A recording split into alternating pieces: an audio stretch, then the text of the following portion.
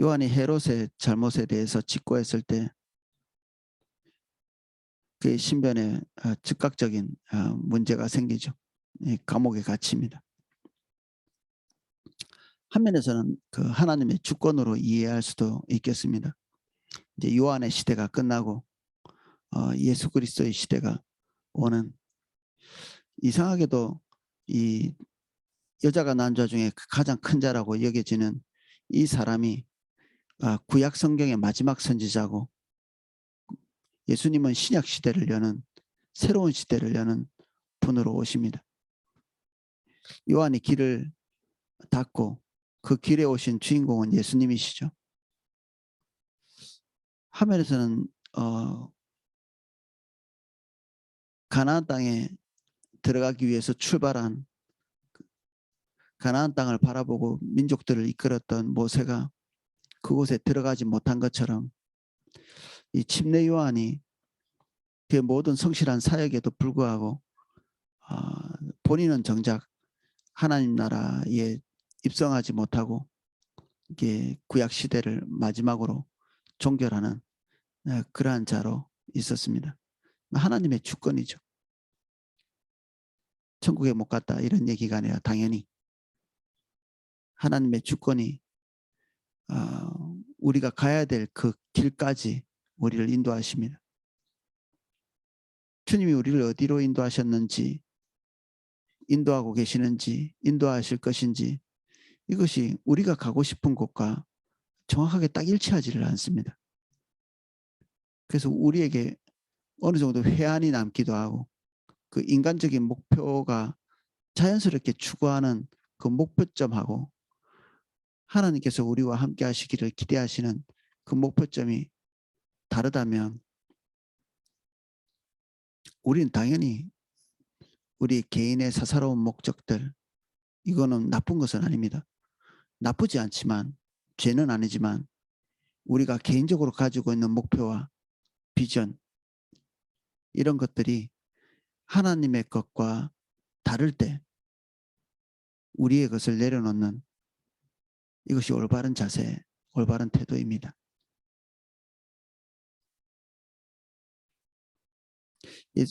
예수님께서는 요한의 잡힘을 들으시고 갈릴리로 물으러 가셨죠. 의리 없는 행동이라고 볼 수도 있겠지만 우리는 의리를 위해서 사는 게 아니라 소명을 위해서 살죠. 예수님께서 목숨을 아까워하시는 분이 아니실 겁니다. 목숨을 버리러 오신 분이신데, 그러나 그 목숨이 무엇을 위해서 버려져야 되는지 아셨죠? 우리는 소명 안에서 모든 것을 추구해 가죠. 우리의 삶이 어디에 올인되어야 되는지, 집중되어야 되는지, 우리가 하나님의 소명을 제대로 이해하지 못하면 주님께서 우리 각 개인을 부르신 그 부르심을 충실하게 살펴보지 않으면 우리의 인생이 헛된 곳에 계속해서 낭비가 되게 되어 있습니다. 많이 애썼지만 불필요한 곳에 더 많이 소모하고 탈진하고, 정작 하나님께서 우리에게 가기를 원하시는 곳에는 다다르지 못하는, 그래서 주를 위해서 출발했다가 자기 명예를 위해서 끝나고 자기 양심 때문에 주님 따라가는 것들이 중간에서 끝나버리는, 그래서 양심적인 사람이 주의 사람이 아닙니다. 우리의 양심은 하나님의 소명과 하나님께 귀속되어 있습니다. 우리가 기대하는 양심은 사람의 평판과 관련되어 있죠. 사람들이 나를 어떻게 볼까? 나를 좀 양심적인 사람으로 봐줘야 될 텐데, 주님께 충실한 사람으로 봐줘야 될 텐데, 나를 향한 손가락질이 있어서는 안 될 텐데, 우린 끊임없이 사람들의 눈치 보죠. 우리와 관계없는 사람들의 눈치는 잘 안 봅니다, 우리가. 근데 우리와 밀접한 관련을 가지고 있는 사람들의 눈치는 벗어나기 어렵죠. 우리의 리더, 직장 안에서 우리 눈치 보면서 일하는 사람 되기 쉽습니다. 눈치 보면서 행동하고 당연히 다른 사람의 마음과 감정에 공감하는 것은 이게 우리가 건강하다는 표시죠. 그런데 사람의 평판에 따라서 일희일비하고 그 평가에 따라서 우리가 행동을 결정하면 주님 따라 못 갑니다. 그 종종 제가 좀 모순된 말인데 착한 사람 주님 못 따라갑니다.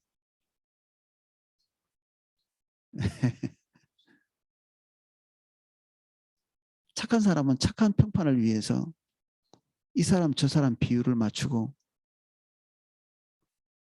사람들이 싫어하면 돌아가고 사람들이 좋아하면 머물고 하나님의 사람은 어디로서 와서 어디로 가는지 알지 못한다고 말한 것처럼 성령께서 우리를 어떻게 인도하실지 알지 못하는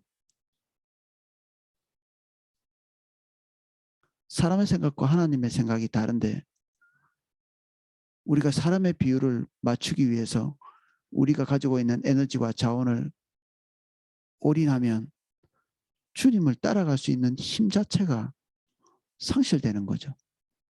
없어집니다. 우리는 무한정 에너지가 있는 존재가 아니고 우리의 시간은 무한정이지 않고 우리의 재물도 무한정이지 않죠. 그래서 깊이 고민이 필요하고 주님을 찾는 것이 우선적으로 돼야 되는 것이죠. 예수님이 종종 이런 모습을 보이십니다. 이 물러났다는 말은 회피해서 은둔했다 이런 말도 포함되어 있습니다. 사람들이 광분해서 예수님을 죽이려 할 때도 또 어떤 초월적인 방법이었는지 모르겠는데 예수님께서 그 절벽 위로 데리고 가서 떨어뜨리려고 죽이려고 했을 때 예수님께서 그 무리들을 피해서 그 목숨을 부지하시죠. 당연히 생에 대한 욕구는 아니었습니다. 예수님은 그런 죽음을 위해서 오신 게 아니라 온 인류의 죄를 속죄하기 위해 오셨기 때문에 그때마다 이런 회피하는 모습들을 보이시죠. 나사렛을 떠나 스불론과 납달리 지경 해변에 있는 가버나움에 가서 사시니 나사렛을 떠났다. 뭐 왜 떠나셨는지 잘 모릅니다. 사람들이 이 배척한 그런 부분이 누가복음에는 조금 나옵니다. 왜 배척했는지 뭐 알기 어렵죠. 예수님의 복음에 대해서 이해할 수 없는 어렸을 때부터 사셨던 곳 일단 그곳을 떠나신 것 같습니다. 처음에 나사렛에 가셨을 때는 사람들이 배척하지 않고 환대했겠죠. 거기에 머물러 사십니다. 나사렛은 사실 역사적으로 볼 때는 대단히 푸른한 이스라엘 땅이죠. 솔로몬 때부터 솔로몬이 그 성전을 짓기 위해서 백향목이 필요했는데 히람이 그것을 공급해 줍니다. 그러니까 이 나사렛 지역에 있던 그 10개의 성읍을 히람에게 그 백향목의 대가로 떼어주죠. 그러면 히람은 이방인이거든요. 그 지역으로 이제 귀속된 지역이겠죠. 물론 그것 때문에 박해를 당하지는 않았을 겁니다. 히람은 솔로몬과 우호적인 관계에 있었기 때문에.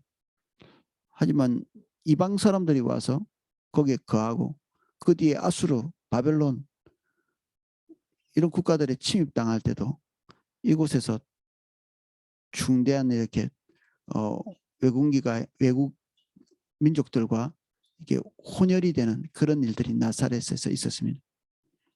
그래서 나사렛은 다른 지방보다 훨씬 더 지금의 안산같이 외국인들이 이제 들끓는 당연히 혼혈이 많아지겠죠. 그래서 이스라엘 백성들은 나사렛을 부정한 동네, 나사렛에서 무슨 선한 것이 나겠느냐 이런 평가가 순수한 혈통이 아니라는 얘기이기도 합니다. 하나님께서 순수한 혈통을 별로 주목하시지 않습니다. 이스라엘 백성들이 순수하게 자기들만의 어떤 피의 순수성 이런 것들을 갖는 것에 하나님께서 관심이 없으십니다. 예수님의 족보를 보면 알죠. 이방인들이 거기에 포함되어 있죠. 예수님의 족보에. 피와 관련된 게 아니라 피의 순수성이 아니라 하나님에 대한 온전한 자세, 태도의 순수성이죠. 이스라엘 백성들은 피의 순수성은 지켰는지 모르겠는데 이방인과 결혼을 금하는 그 근본적 동기, 구약 성경에는 이방과 결혼하지 말라고 말하고 있는데 이스라엘 백성들이 이방인과 결혼할 유혹들을 왜 가졌을까요? 그들이 함께 살고 있는 이방인은 진멸당해야 되는데 그 안에서 자기 개인의 복지를 위해서 그리고 그곳에서 자기 개인의 삶을 안착하기 위해서는 그들과 혼인관계를 맺고 그들이 가지고 있는 신을 같이 섬기고 그들의 문화를 공유하고 그래야 되니까 당연히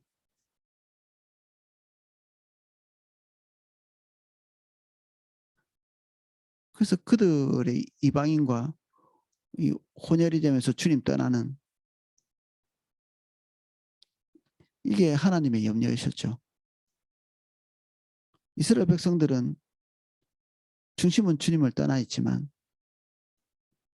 혼혈이 돼서는 안 된다는 그 껍데기만 남아 있는 거죠. 주님은 버리고 율법만 남아 있듯이 하나님께서 기대하시는 바 하나님에 대한 순전함은 떠나버리고 피의 순수성만 주장하는 그리고 그것만 추구하는 그래서 이 지각과 지혜가 이 IQ가 이 머릿속에 그리고 하나님의 말씀에 대한 이 지식이 안전하지가 않습니다. 안전하지 않습니다. 그들이 가지고 있는 그 사고 체계가 그들을 안전하게 보호하고 있다고 생각했거든요. 나는 이런 생각을 가지고 있고 주변에 내 민족이 동일한 생각을 가지고 있으니까 나는 안전한 곳에 있다라고 생각하는 아니요. 안전한 것은 주님뿐이십니다. 주님과 우리와의 살가운 관계가 우리에게 식어 있다면 우리의 목표와 목적이 주님께 초점 맞춰져 있지 않다면 우리는 이미 안전하지 않습니다. 교리를 달달 외우고도 교리는 너무 중요한 일이죠. 주님을 아는데 옆으로 가지 않도록 잘 우리를 잡아줄 수 있는 기능이 있습니다. 그러나 그것이 우리를 지키는 것은 아닙니다. 그것만이 안전한 어떤 산성같이 여긴다면 우리는 그 올바른 교리 안에서 우리의 영혼이 메말라가는 것을 경험할 것입니다.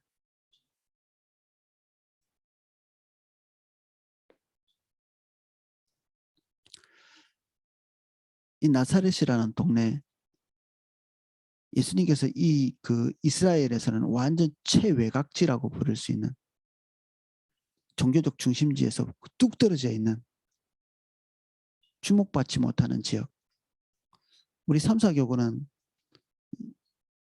어떻게 보면 뭐 이런 지역이라고 볼 수 있습니다.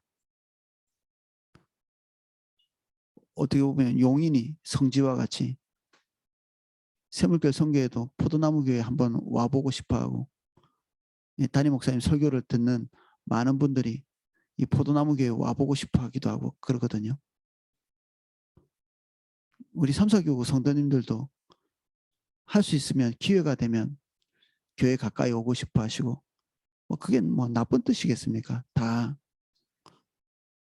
주님 앞에 더 있고 싶은 그런 갈망이 그런 욕구를 가지게 하는 거죠. 그런데 놀랍게도 우리는 예배당 가까이 오고 용인 가까이 온다고 주님과의 관계가 전혀 가까워지지 않습니다. 어떤 분들은 교회 가까이 왔는데 자기 내면 안에서 하나님께 가까이 가고자 하는 마음은 도리어 식어버린 그런 경험들을 많이 하십니다.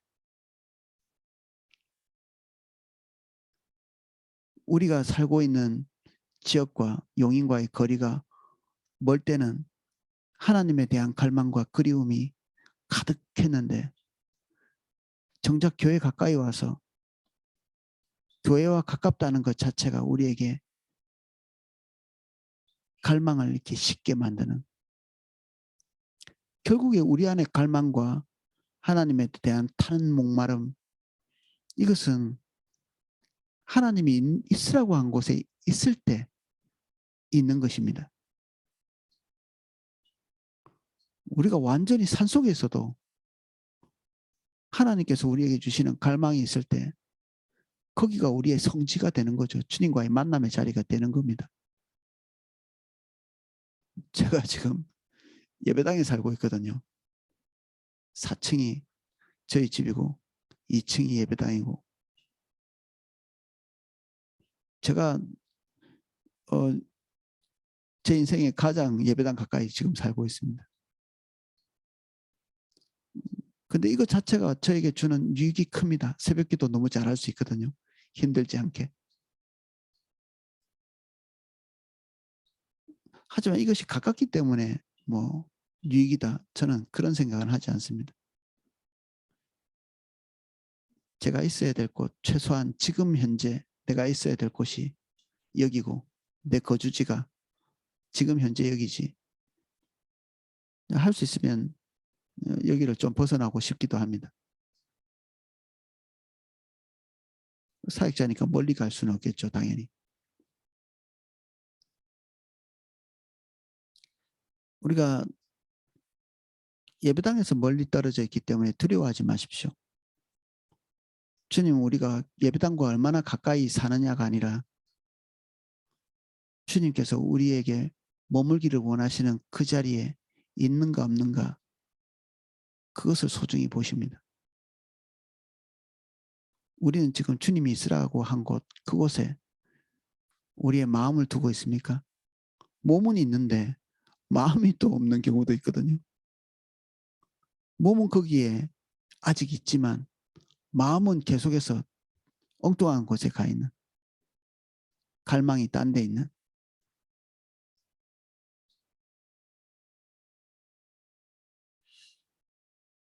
예수님께서 나사렛에 사셨습니다. 거기에 왔죠. 나사렛 사람에게는 빛이 온 것이죠. 행운이 온 것이고, 주님께서 나사렛 땅에 가서 머무르시고 그 예수님의 이름 자체가 나사렛 땅과 딱 결탁돼 있죠. 나사렛 예수. 이건 한면에서는 스티그마라고 볼 수 있습니다. 예수님의 이름과 나사렛, 이것은 이스라엘 백성들에게 받아들여지기 가장 어려운 이름입니다. 기묘하게도 예수님의 사역은 예루살렘에서 먼 곳에서부터 시작해서 예루살렘에서 끝나시죠. 예루살렘에서 죽임을 당하시죠.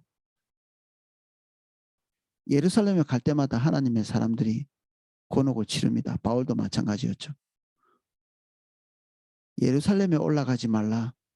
이게 목숨을 부지해야 된다는 사도 바울을 향한 교회의 염려 어린 그런 권면이었습니다. 예루살렘에 올라가지 말라. 예수님은 예루살렘에 올라가셨죠. 영광을 위해 올라가셨다기보다는 거기서 예수님의 종말 맞이하셨죠. 그래서 본초소로 가야 된다, 용인으로 가야 된다면 십자가 질 각오로 가셔야 될 것 같습니다. 하나님의 부르심에 따라 우리가 영적인 유익과 우리의 개인적 유익, 나에게 얼마나 도움이 될 것인가, 그런 것으로 측정해서 우리의 거처를 옮기는 게 아니라 지금 현재 있는 곳이 내게 충분히 만족스러우나 하나님께서 교회의 빈틈을 채우고 교회의 소명에 함께 나의 미력이나마 돕고 또 지금 현재보다 훨씬 더 많은 짐과 무거운 짐 지기로 결정할 때 하나님께서 우리를 그때 부르시면 그때 가시면 좋겠습니다.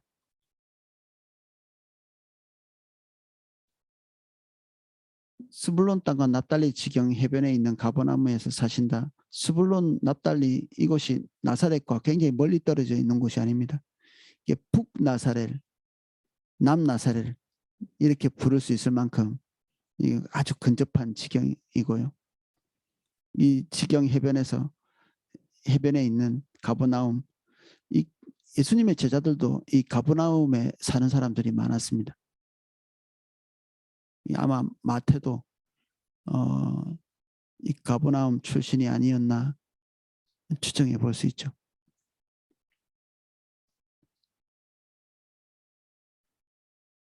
이는 선지자 이사야를 통하여 말씀하신 말씀을 이루려 하심이라 일렀을 때 예수님께서 이러한 그 변방에 사신 것이 그냥 개인적 취향이 아니고 독특한 성격 때문에 있으신 게 아니라 하나님의 섭리로 인해서 거기 있었고 이게 하나님의 뜻이었죠.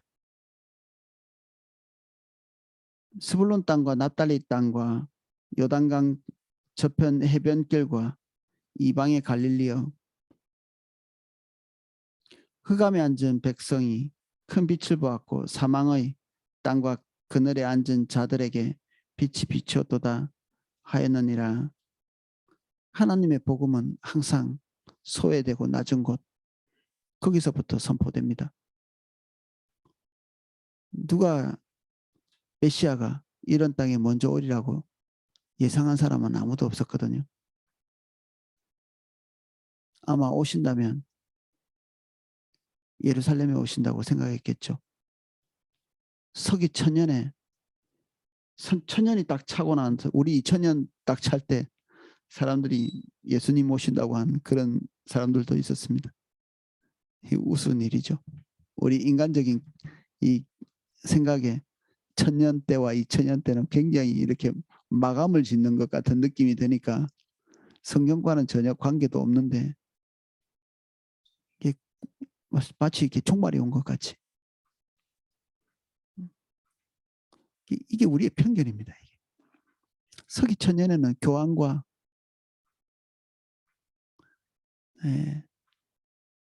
로마의 왕이 같이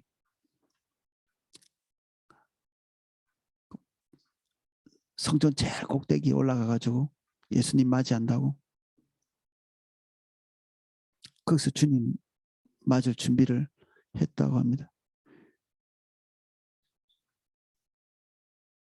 지금은 우습죠. 오늘 우리가 하고 있는 행동 하나하나가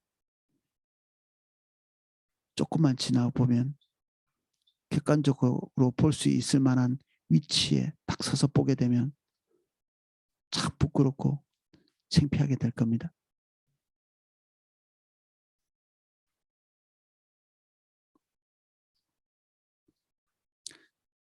한면에서 국가적으로 보면 지금 그 한국이 점점 그 외국인들이 늘어나고 있고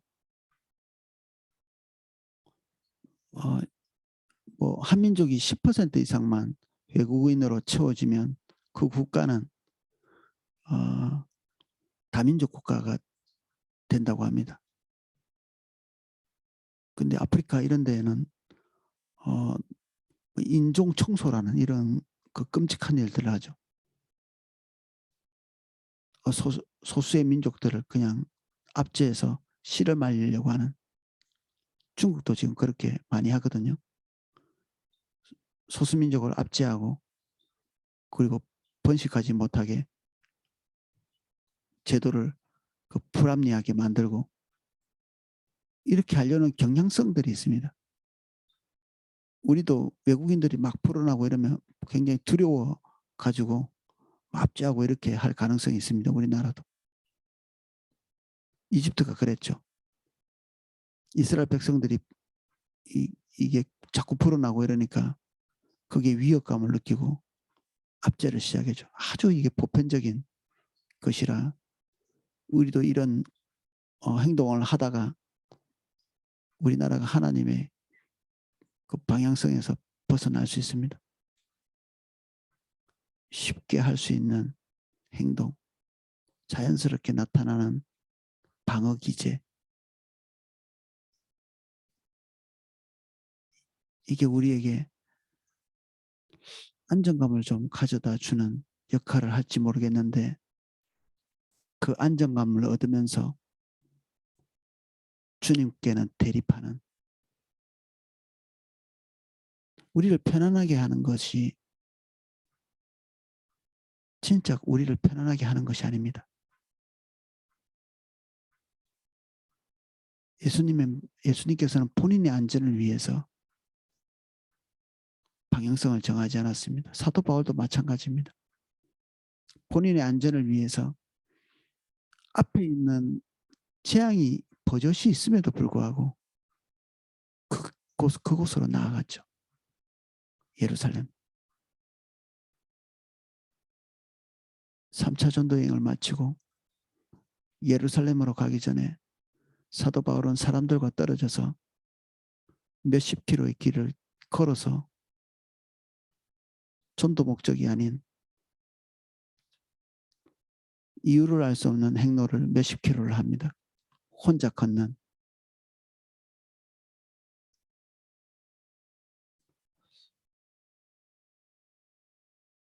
앞에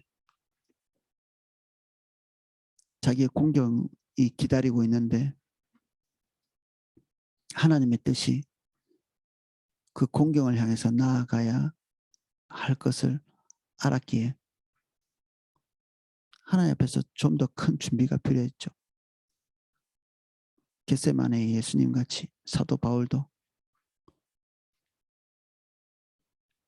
인간적인 그 고통을 감수하고 주의 길을 가려고 하니까 주님을 홀로 대면하는 그런 시간이 필요했죠.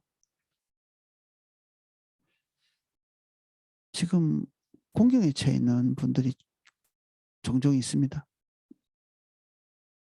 주의 길을 안 가기 때문이 아니라 주의 길을 가는데도 벅찬,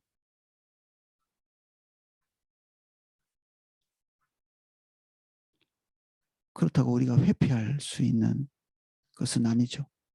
우리가 잘못된 길로 가는 것은 아니기 때문에 올바른 길임에도 불구하고 우리에게 무거운 짐 덩어리처럼 사람들은 우리에게 큰 부담으로 우리 어깨에 짊어지게 하는 게 있습니다.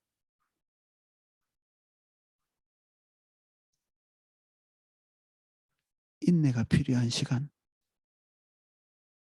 더 진통의 기도를 해야 되는 시간, 그런 처지에 있는 모든 분들 예수님의 이름으로 축복합니다. 마음이 주의 길을 안 가서 그런가 뭐 그런 생각도 할 수 있습니다.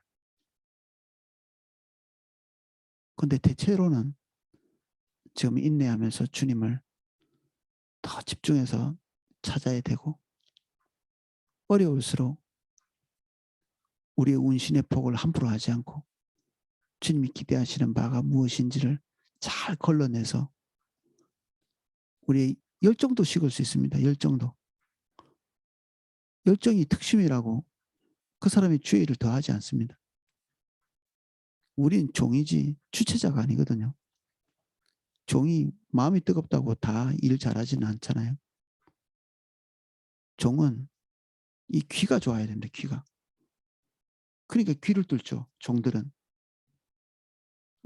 이 구약법에 우리 주인을 따라서 평생 살겠다 독립하지 않고 그런 자들 데려가서 문설주에서 귀를 뚫죠.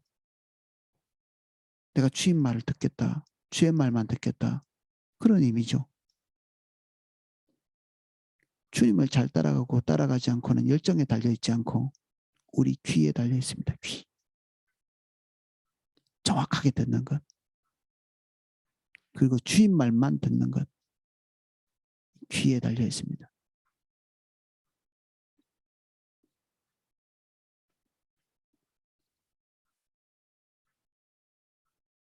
17절 이때부터 예수께서 비로소 전파하여 이르시되 회개하라 천국이 가까이 왔느니라 하시더라. 침례 요한과 똑같은 복음을 전하고 계시죠. 회개하라 천국이 가까이 왔느니라. 침례 요한은 예수 그리스도를 바라보면서 하나님 나라가 가까이 왔다라고 말하고 있습니다. 예수님께서는 이 본인 자체가 하나님 나라이십니다. 예수님이 하나님 나라고 그분 안에 하나님 나라가 내주하고 계십니다. 한 인격체가 어떻게 하나님 나라냐 이렇게 말할 수도 있는데 예수님은 우리를 인도하시는 분, 진리를 가르쳐 주시는 분, 생명을 주시는 분 이런 식으로 말하면 이게 사실은 틀린 것입니다.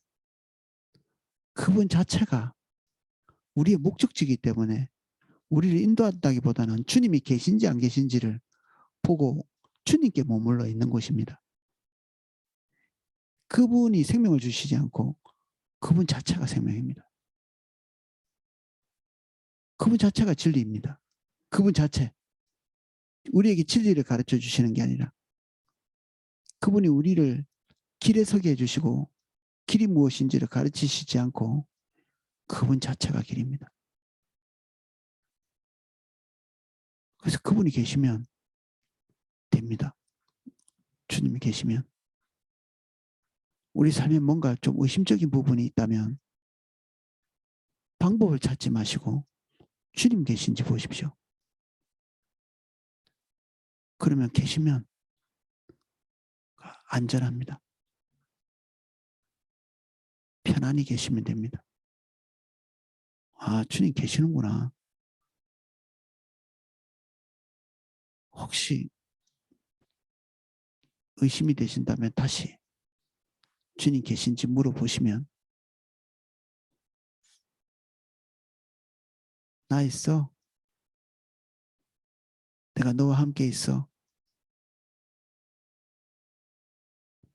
그러면 된 것입니다. 우리가 잘 되고 있는데 때로는 우리 밖에 문을 두드리고 계실 수도 있습니다. 라오디게아 교회같이 주님이 주시는 형통으로 말미암아 승승장구하고 있다고 생각했는데 주님이 거기에 계시지 않다면 우리는 소돔에 있는 것입니다.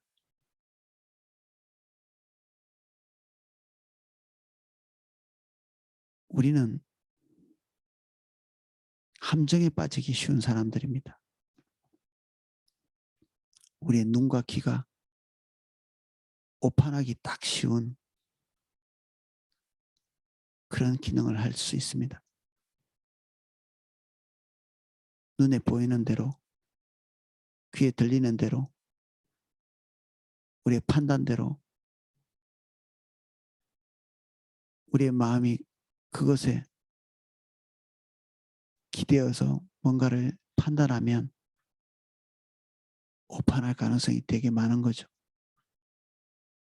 하나님의 계시가 저와 여러분을 떠나지 않기를 예수 그리스도의 이름으로 축복합니다. 주님 안에 들어가서 지속적으로 그분이 우리에게 우리의 위치를 알려주시고 또 그분이 계신 곳을 계속해서 알리시기를 그리고 그래서 하나님의 임재 안에 있는 그런 시간 거기에 우리가 있어야 되죠. 그 장소에 없이 나는 그래도 잘 되고 있다는 느낌만 가지고 사시면 안 됩니다. 우리 중에 예배당 출석 잘 안 하는 사람 아무도 없고 우리 중에 주님을 뒤에 놓고 우리 마음대로 살겠다고 결정한 사람 아무도 없죠. 근데 우리가 규칙적으로 주님 예배하는 자리에 없으면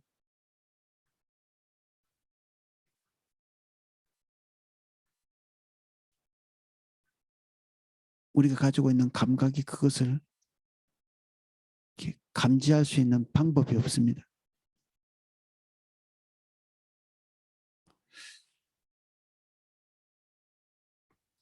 오늘은 여기까지 살펴보겠습니다. 기도하겠습니다.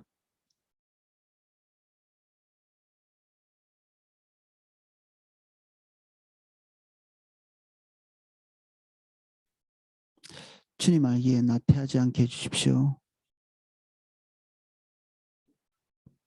주님 계신 곳에 저희들이 있게 하시고 우리와 함께 먹고 마시겠다고 말씀하신 그 말씀을 사모하오니 우리 안에 오셔서 거주하시고 나의 생명, 나의 진리, 나의 길이 되어 주옵소서. 주님, 우리가 나사렛이며 우리가 가버나움이며 우리가 변방이고 우리가 혼혈입니다. 주님 빛으로 오시고 우리에게 거하여 주옵소서.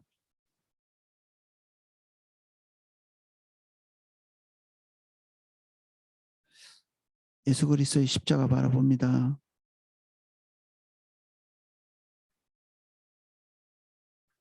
주님, 우리를 통치해 주십시오. 우리 3, 4교구 성도님들 한 분 한 분 예수님 이름으로 축복합니다. 살고 있는 모든 거주지 인천 지역을 축복합니다. 부평 지역을 축복합니다. 서울 지역을 축복합니다. 충청 지역을 축복합니다. 서산 지역을 축복합니다. 용인과 멀리 떨어져 있는 모든 지역 예수님 이름 축복합니다. 모든 곳에서 하나님의 형통을 경험할 수 있도록 도와주십시오. 각 지역 교소들을 예수님 이름으로 축복합니다. 본초서와 동일한 하나님의 크신 임재를 매일 부어주십시오. 넘치게 해주세요. 하나님에 대한 갈망이 우리 안에 꺼지지 않게 은혜를 베풀어 주옵소서.